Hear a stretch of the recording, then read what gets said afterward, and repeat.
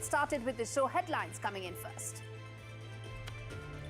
First up, as Myanmar's rebels gain ground at an unprecedented pace, India sends decodes how an altercation with Bangladesh may very well be on the cards. India-China resumes special representative talks after 5 years. The Asian giants now vow to return to the 2005 agreement, paving the way for possible settlement and resolution to border issues. Milestone in India's diplomatic outreach to the Gulf. Prime Minister Modi's visit to Kuwait this week expected to further strengthen India's ties with the Gulf Cooperation Council. US Federal Reserve's recent shift towards a more hawkish approach triggers widespread reactions in global financial markets, including India. And from Trump's tariffs threat to internal Liberal lawmakers' mutiny, Canada's downfall is playing out in real time, and Prime Minister Trudeau is now living on borrowed time.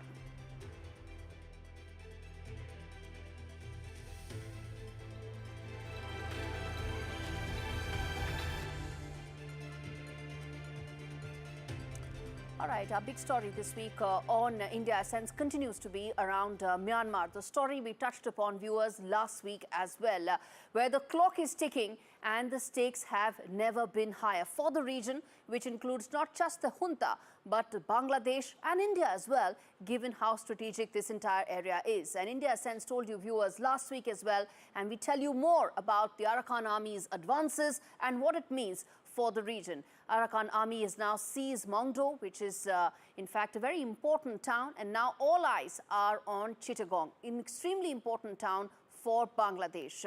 In fact, last week the world witnessed the fall of Muangdow as Myanmar's Arakan Army claimed victory, and their march seems unstoppable. In fact, they are now reportedly eyeing Chittagong, which is Bangladesh's key coastal city, forcing the Yunus government to reportedly shut down all boat traffic along the Naf River, a move that signals how serious this entire situation has actually become, and few regions actually are as economically important as the Naf River, and we'll tell you why.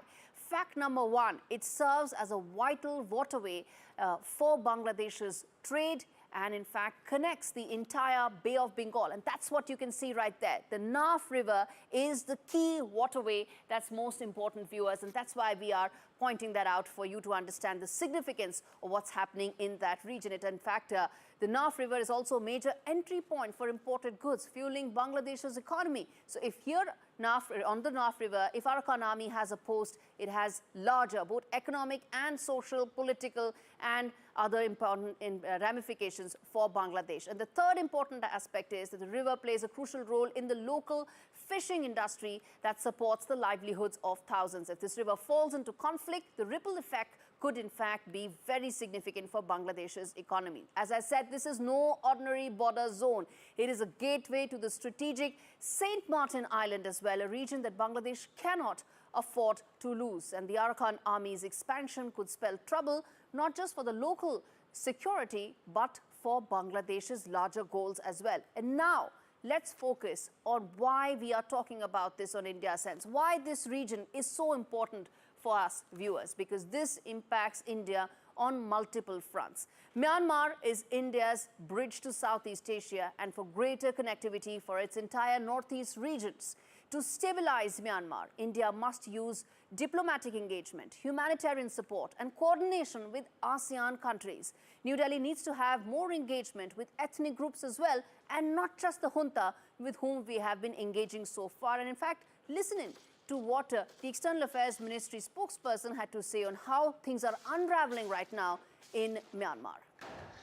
So, yes, we are following developments in Myanmar very closely. We understand that the fighting has intensified and we are following the evolving situation very closely. You would also understand that some time back, because of the security situation, we had relocated our people serving in our consulate in Sitwe to Yangon. But even though the relocation has happened, our consulate in Sitwe continues to be functional. Ideally, India, Bangladesh and Myanmar can work together to create strong economic and strategic partnerships and relationships. But with Yunus choosing extremist elements over ties with India, New Delhi now needs to engage more to remain relevant and in fact a major player in this region. More so since the flux in Bangladesh is pretty much still going on, and that turmoil is set to impact India's northeast regions as well at some point or the other.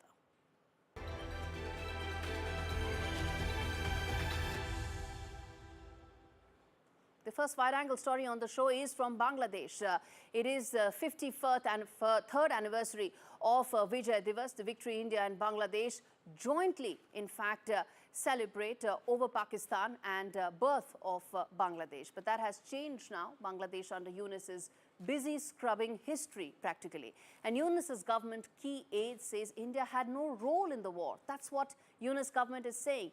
And neither did Mujibur Rahman, whose Mukti Bahini in fact waged the war after Pakistani army committed mass murder, mass rapes over what was once in fact East Pakistan. And under the government of Muhammad Yunus, this dangerous myth is now being rekindled as part of a larger plan, which includes spreading false rumors, including the claim that Bangladesh military commanders were deliberately sidelined by New Delhi. In fact, there is now this rumor that's going on that General Osmani was not being given his due, or was not given his due by New Delhi on purpose. But instead, the fact was that he was invited, but his helicopter could not reach Dhaka, where over 90,000 Pakistani soldiers had surrendered because India waged a war against it. And that's how Bangladesh was birthed. But Bangladesh's political climate has toxic anti-India sentiments that are fanned by the once banned Jamaat-e-Islami Islamic outfit, which has now been mainstreamed and is now calling the shots in Dhaka. But it doesn't end there, viewers. Under Muhammad Yunus, Bangladesh is now embracing Pakistan and wants that the two arch rivals and enemies should bury the past and move together. There is nothing that binds Bangladesh and Pakistan except for extreme ideological thinking. And this explains why Bangladesh has waived off the condition of 100% physical inspection of consignments from Pakistan, abolished special security desk at the Dhaka airport that earlier scrutinized all Pakistani passengers.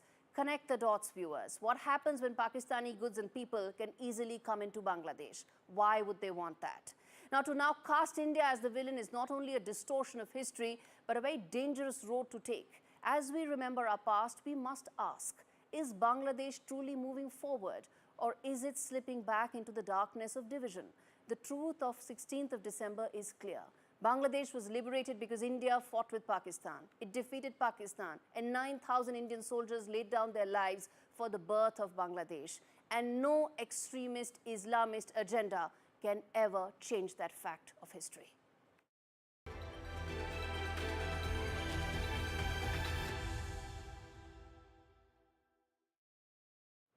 The other wide-angle story on the show is from Pakistan, which is now standing at a dangerous crossroads. In fact, it's crossed between a crumbling alliance that is unfolding as far as Afghanistan is concerned, and there's a political storm that's brewing at home. For long, Pakistani deep state had deep ties with Haqqani network, but that seems to be unraveling. Add to it the foes at home with Imran Khan knocking on the doors of the deep establishment, looking to, in fact, break that chain completely. What happens next, and how long will the status quo actually survive in Pakistan? This report tells you. Pakistan finds itself caught between a rock and a hard place. First up, the assassination of Khalilur Rahman Haqqani, a key Taliban minister and senior leader of the Haqqani network. It has sent shockwaves through Islamabad and the entire region. For years, the Haqqani network was Pakistan's hidden hand in Afghanistan, an ally in the shadows used to strike at foes like the Balochistan Liberation Army. But now, with Haqqani's death and the Taliban battling multiple insurgent factions, Pakistan's once dependable proxy is crumbling.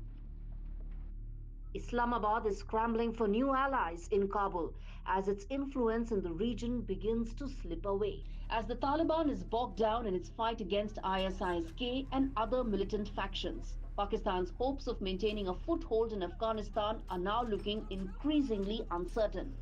On the home front, former Prime Minister Imran Khan is pushing back against the establishment. From his prison cell, Khan has vowed to lead a civil disobedience movement, citing a litany of constitutional violations and state oppression. Khan has accused the ruling powers of engineering elections, targeting his party, and systematically undermining Pakistan's judicial independence. In his words, Imran Khan says the nation is compelled to start a civil disobedience movement. For Imran Khan, it is not just about reclaiming power, it is about his political survival. Pakistan now finds itself on the knife's edge, facing the threat of growing militancy with groups like the TTP and the ISIS Quran gaining ground, while simultaneously grappling with the deepening political crisis led by Imran Khan. From the fall of the Haqqani network to the growing civil unrest at home, Pakistan's position in South Asia is now becoming extremely precarious.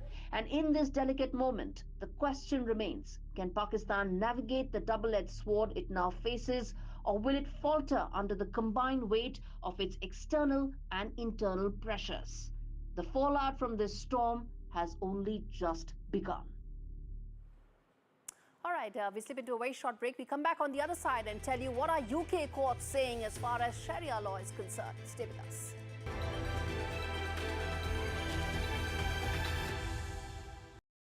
Imagine Christmas without the Salvation Army. Imagine George alone on Christmas Day. Mike, cold and frightened. Charlie, hoping Santa will come.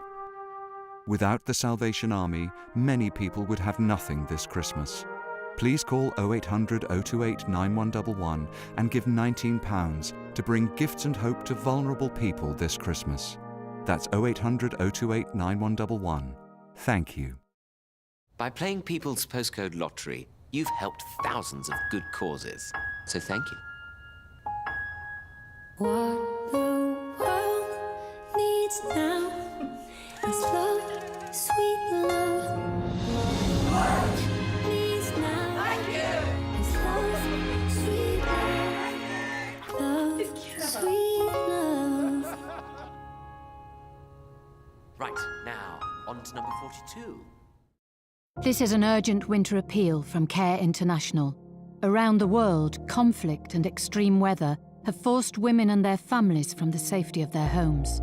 Now they brace themselves for a brutally cold winter without adequate shelter, clothing or heating.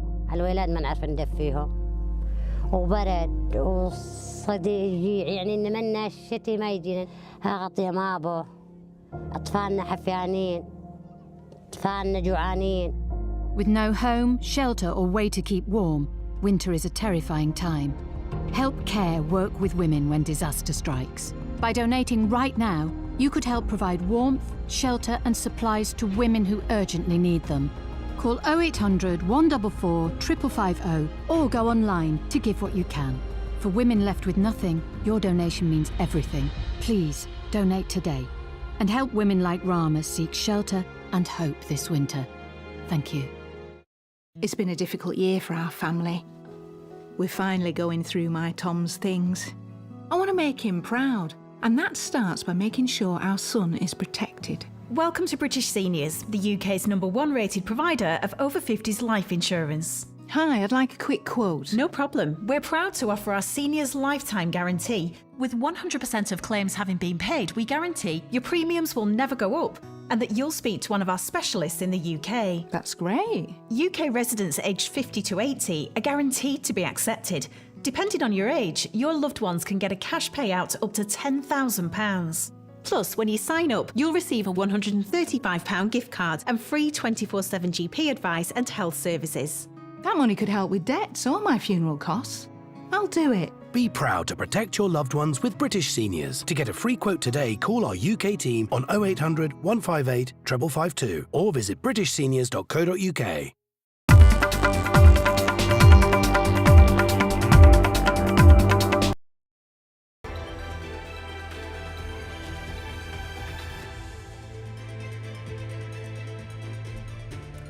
Welcome back. You're watching India Ascends. We now turn our attention to what is happening in Canada and Canadian Prime Minister Justin Trudeau and why I think he is now on borrowed time. There are three reasons why I feel he is now running out of time.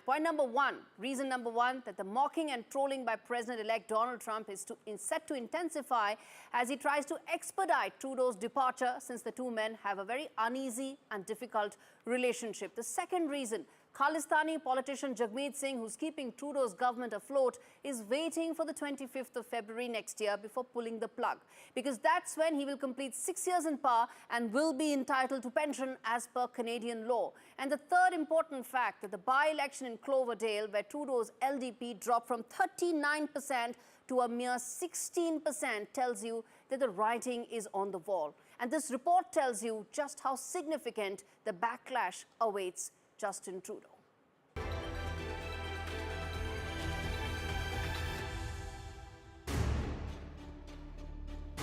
Ottawa is in chaos as Canada's political ship is sinking.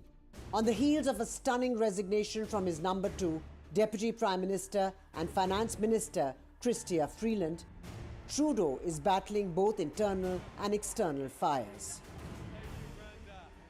Hours before delivering a key fiscal update to Parliament, she threw in the towel. At the heart of the split, a bitter battle over how best to handle the fallout from US President Donald Trump's aggressive economic nationalism, and closer to home, the mess Trudeau's policies have created. Trump's tariffs are a sword of Damocles hanging over Canada's economy. A 25% levy on Canadian goods will hammer a nation already teetering on the edge. And with Canada's deficit now ballooning to 60 billion Canadian dollars, 20 billion beyond Freeland's target, the economy has never been in worse shape. Trudeau's domestic policies are little more than a band-aid on a bullet wound. Canada's economy grew at an annualized rate of just 1% in the third quarter, less than the Bank of Canada had predicted. And future growth is expected to slow down further, a fact that even Trudeau's deputy could not hide. The political winds are already shifting.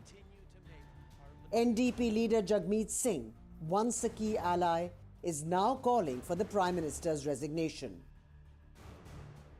However, he shied away from calling for a vote of no confidence. Even within Trudeau's own party, the mutiny is gaining momentum. Liberal MPs like Wayne Long are questioning Trudeau's ability to lead, and some saying it's time for change. With Arjun Samar Mahindran, Bureau Report, NDTV World.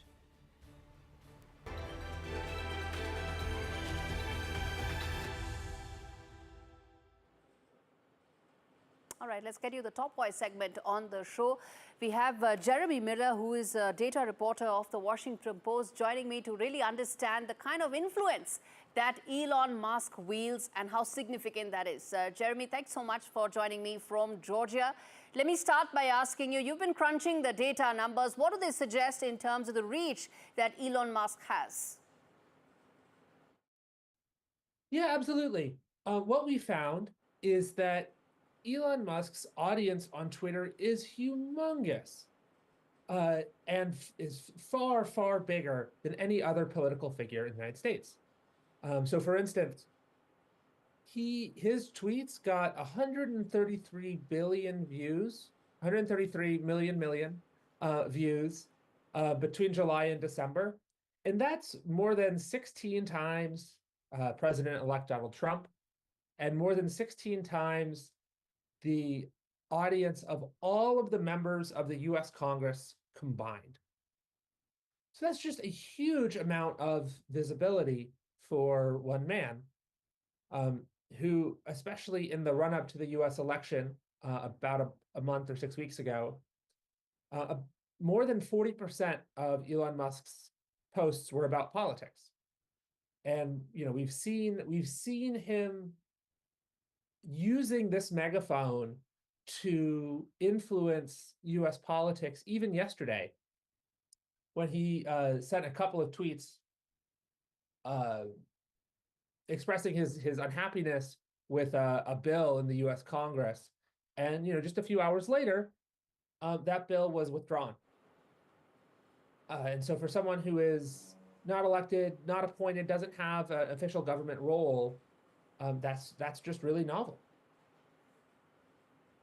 I know what you're saying in terms of an unelected person having that kind of a power, But is this really unprecedented? Because that also will make me ask you the kind of impact this could have in terms of US policy making going forward. Right. I mean, that's an important question. It's a difficult one to answer with data, but we know that he's been expressing his opinions on Twitter and privately to President-elect Donald Trump. His opinion on appointees, of the Finance Secretary, Treasury Secretary, for instance, as well as that bill I mentioned. And his views here are his opinions here are seen by just huge numbers of people whenever he wants to. And whether you agree with him or not, obviously affects how you think about that. But it is really just an interesting phenomenon. But Jeremy, think about it. He's the owner of the platform. Why on earth will he not use the platform to gain power if he can? Yeah, I mean, whether you think it's good or bad, that's up to you. He does own the platform, and we have seen him make some algorithmic changes, and to the point where people see a lot more content. If you think about how Twitter used to work 10 years ago, your feed was just the tweets from people who you chose to follow in order. Now it's ordered by this sort of complicated and opaque algorithm that chooses a bunch of tweets to show you. They might be from people you follow, or they might be ones that the algorithm has picked for you. And we know anecdotally that a lot of people who don't follow Elon Musk see his tweets anyways, which is probably where some of those views come from. You could say, oh, well, these are really popular tweets, so it might be that people do want to see them. And that's not a question I can really answer. But it does lead to this result of him getting a huge amount of attention from people who use the website. All right, Jeremy Miller, thanks much for speaking to me. This is a story that we're going to come back to simply because Elon Musk is said to be so important in the next US administration.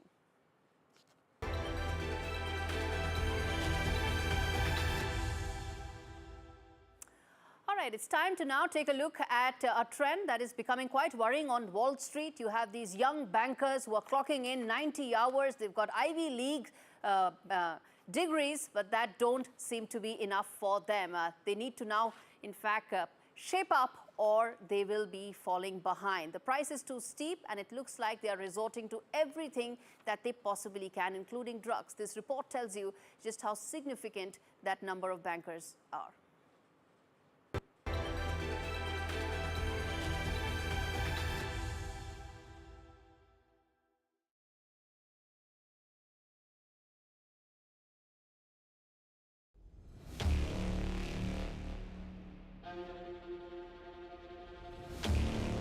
The pressure on young Wall Street bankers is unbearable. It's no longer just about long hours and high stakes, it's about survival. In the race for success, where the bar is set by Ivy League credentials and brutal work weeks, the toll is immense. For many, the grueling 90-hour weeks are just the beginning. With no weekends off, young professionals are often forced to work 210-hour weeks, pushing their physical and mental limits to the breaking point. And it's not just about numbers or deals, it's about endurance. The problem, the system is broken. While passing out of top-tier colleges like Harvard or Yale doesn't guarantee success on Wall Street, it does come with one exception: constant performance. But the price of admission is steep, and for many, it's too much to handle.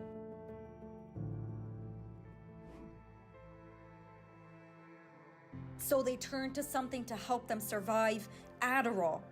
Once reserved for ADHD, the prescription stimulant has become the drug of choice for junior bankers fighting exhaustion.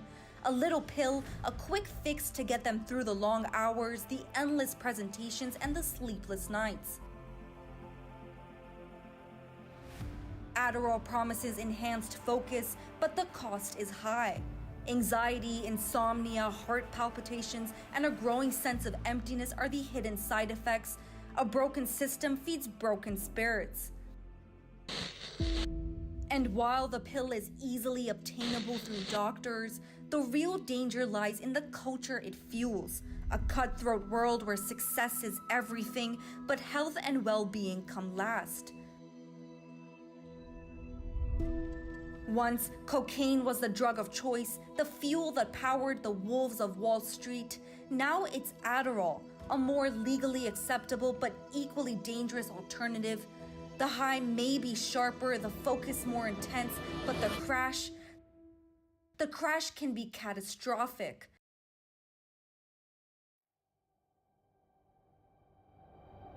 And who's left standing when the lights go out?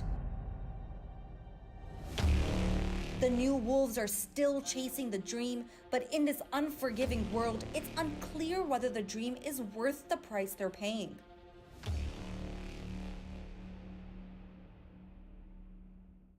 All right, quick take segment on the show. First up, the United Kingdom, the land of Magna Carta, the birthplace of secularism, has ironically become the new hub for Islamist influence in the West through the shocking rise of Sharia councils. The High Court has legitimized one such council, citing a fatwa issued by the controversial preacher Haytham al-Haddad, a man whose hardline views are hardly aligned with modern British values. A recent investigation reveals that Britain is now the epicenter for Sharia courts in the Western world, with 900 cases a year and expanding influence across Europe and North America. Secular campaigners argue that this is not just a misstep, it's a blatant erosion of the principles that once defined the United Kingdom. Ironically, in the land of free speech and secular law, the echoes of Sharia are growing louder, and with each fatwa, Britain inches further from the values it once held dear. All right, with that, it's a wrap on this edition of India Sense. Thanks so much for watching.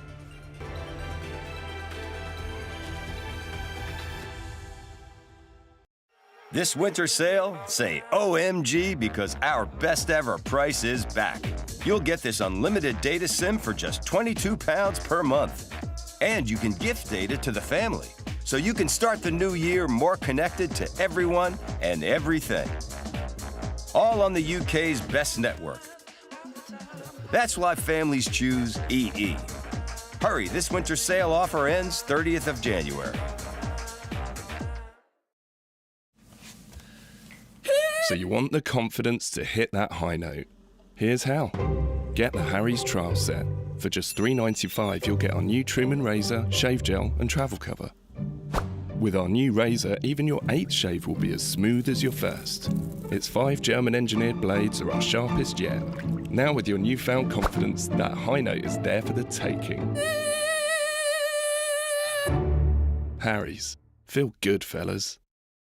Get comfy this Christmas with Pillow Pad Fold Away from JML. The multi-angle viewing stand that makes any device easy to see, comfortable and hands-free. The plush microfiber ledge holds any device securely at the perfect viewing angle. And it comes with a handy storage compartment. It's a great gift for sofa surfers. Whether you're sitting, lounging or lying down, get the perfect view with Pillow Pad Fold Away. Only $19.99 from Asda, Argos, Morrison's, Tesco and jmldirect.com.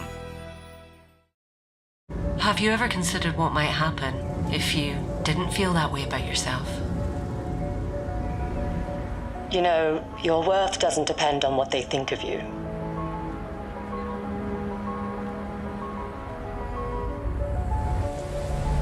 You've come so far. Maybe it's time to start giving yourself some of the credit.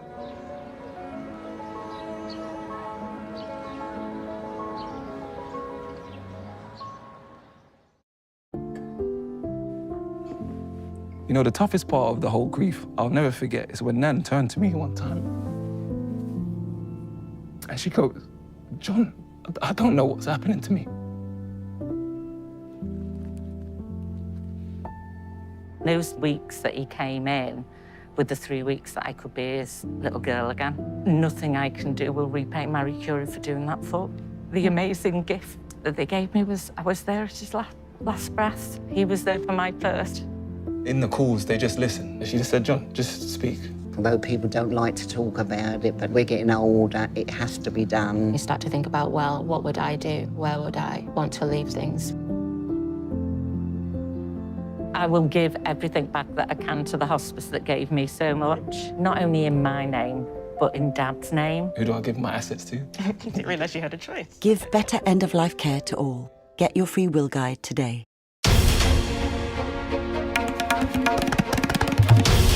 This is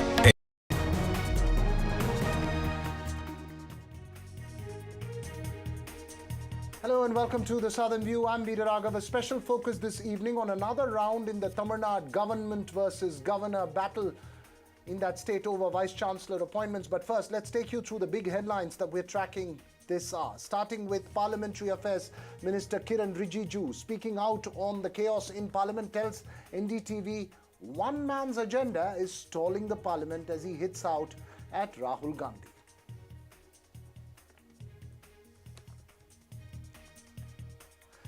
An interim relief to BRS leader KT Ramarao in the Formula E case. The Telangana High Court says no action on the case till it hears the matter on the 27th of December.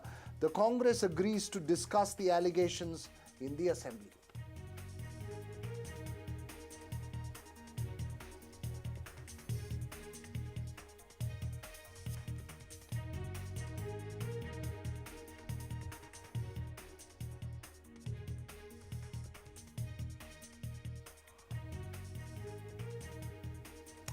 Well, first up this evening to the high political drama in Karnataka over the bail plea for BJP General Secretary and member of the Legislative Council C.T. Ravi. After a day-long drama in Belagavi, the Karnataka High Court ordered the immediate release on bail of the BJP MLC. Ravi was arrested, remember, for using allegedly obscene language against State Minister Lakshmi Hebbalkar, the only woman minister in the state cabinet, yesterday in the Legislative Council, and was kept in police custody overnight at Khanapur near Belagavi. Remember, Hebbalkar is from Belagavi and her supporters even allegedly get out the MLC. Ravi, who denied having used any obscene or vulgar words, moved for bail, but the police asked the Belagavi court to post the case to Bengaluru's court for people's representatives. That would have meant shifting the case here, delaying further chances of bail for the BJP MLC. Following this, Ravi had moved the Karnataka High Court, which had ordered for his immediate release, quote-unquote, wherever he is. Let's listen into the reactions. Can he do whatever he can't do in the assembly? Can he murder someone? Can he abuse anything? What is the modesty of a woman? It is the modesty of a woman. Can he speak anything? If someone speak to his mother or his family members, will they allow something? Huh? Why BJP is not criticizing his action? Why BJP women leaders or any leaders, national leaders, are not criticizing whatever he said? Do you people, media people also agree to his statement? It is very unfortunate. They speak on Hinduism, they speak on Matai, they speak of Bharat Mate. Is this Bharat Mate? How can someone speak on his modesty?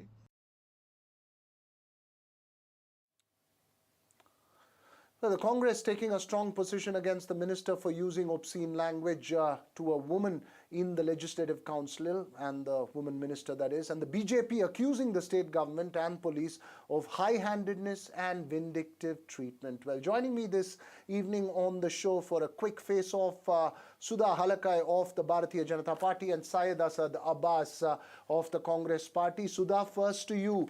Ravi, of course, denying the allegations of having made the obscene comment, and I would like to request both our panelists for not using the allegedly obscene comment, which is derogatory. What is your response to this? Definitely.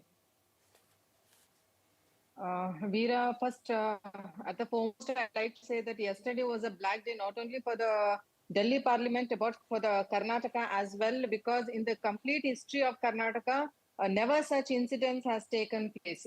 At the foremost, and I would like to thank the Honorable High Court for giving the appropriate justice today and upholding the civil liberty which was diminished by the Congress in Karnataka. Let me tell you, from Delhi, the entire Congress, the hierarchy, from the Delhi to the Karnataka, they think that the constitution is their ancestors' property and they can play with the law of the land however they want. See, whatsoever has happened, it was not in the frame of the law. How Mr. C.T. Ravi was arrested and how he was made to run around everywhere, and it is completely, barrigatory. There's absolute violence of the human rights. And the first aid was not given to him. He was not allowed to file a zero FIR, and he was not allowed to sleep, in fact. And absolutely, it is the violation of the human rights. And there is a jungle raj in Karnataka. And in every instance, the Congress government has failed to has breached the oath which has taken on the name of the constituency, and they should ask sorry for the people of Karnataka for doing so. Recently, just a couple of days back, in the same Suvarna Sauda, there was lathi charge on the Pancham Chalis. Let me complete. There was lathi charge on the Pancham Chalis just for the request that they wanted to come in. The two of them wanted to come inside and give the memorandum, and they did lathi charge, black and blue, left and right, not seeing whether the senior citizens are there, whether the women are there, and they have absolutely, there was head injuries, they were bleeding from the head, and there was fracture of the limbs. And one more thing, earlier also, when in the assembly, there was pro-Pakistani slogans when one of the Congress leader was elected for the Rajya Sabha, and these Congress people denied that. And on the protest and demand of the BJP, and the FSL report was demanded. Syed Asad Abbas, your response to this. Sudha Halake, 1 minute. Let me get Syed Asad Abbas into this. Syed Asad Abbas, your response to this. The accusation that the BJP is hurling at the Congress is that even if there is a case, now they are denying that there is a case, they are denying that C.T. Ravi ever said anything obscene, but even if there is a case, why keep him overnight in jail? Why stretch the process till the end of the day and try and move it to the People's Representatives Court in Bengaluru? Why not allow the process of law, like it is in normal cases, to play its own course? Syed Asad Abbas, your response. Just a minute. According to 41A, they are not supposed to arrest immediately I'm very without glad giving a today notice. that the Bharatiya Janata Party, ma'am, it's my time. Allow me to speak, please, with all due respect. Thank you. The party which speaks of Beti Bachao, Beti Padhao, the party's National General Secretary uses a term which I cannot even repeat on the national television. What sections are labeled against him? Section 75, which is of sexual harassment. Section 79, which is of outraging a woman's modesty. The word used against the honorable minister is absolutely not okay. Always our Pradhan Mantri Modi ji speaks of respective women. Woman is a mother, a sister, and honor to have a woman in life. But is this the term? Now, let me present to you 4 members of legislative councils who are witness, proof, testimony, and have given statements in favor of Lakshmi Hebbalkar ji. Who are they? MLC Umashri, MLC Bilkis Banu, MLC Yatindra Sidramaiah, and MLC Nagaraj Yadav. Does the Bharatiya Janata Party spokesperson here has even one? Absolutely no. The fact of the matter is, be it an MLC, be it an MLA, Chief Minister, or even the Prime Minister of this country, nobody has a right to disrespect a woman with such words. The fact politicians come into power is with our vote. With great power, there is a great responsibility and equal accountability. Mr. C.T. Ravi cannot go back. As a matter of fact, if you've seen his record, this is one minister who lost his last elections, not just lost that, but has always been mischievous of making communal remarks.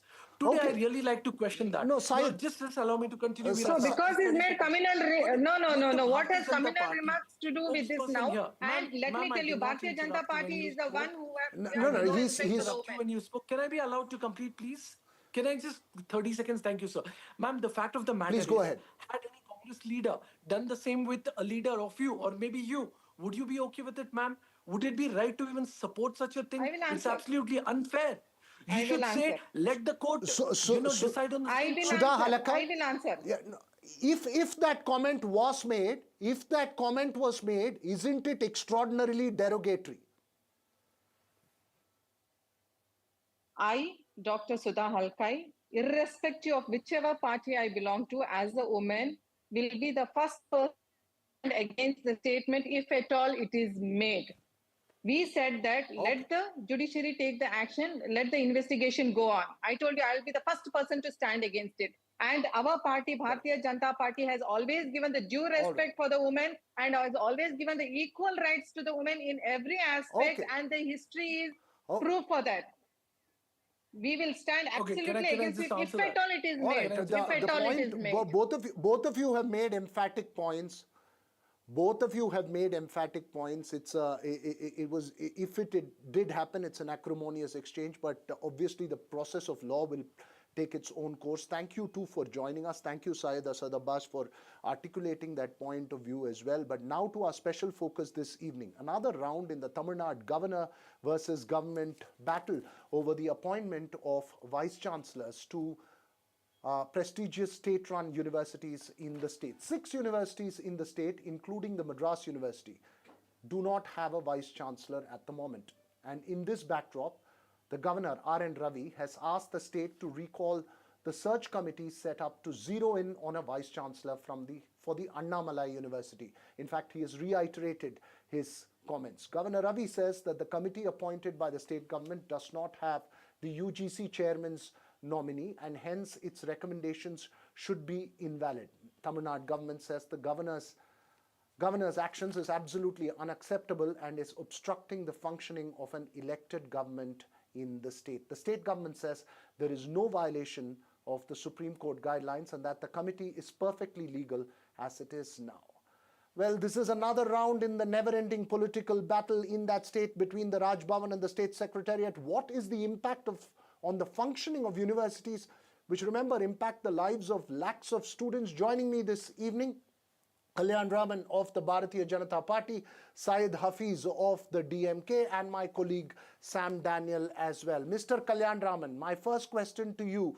It is purely UGC guidelines. Each university in the state has its own statute. The government of Tamil Nadu says that the governor's actions is obstructing the work of a duly elected government.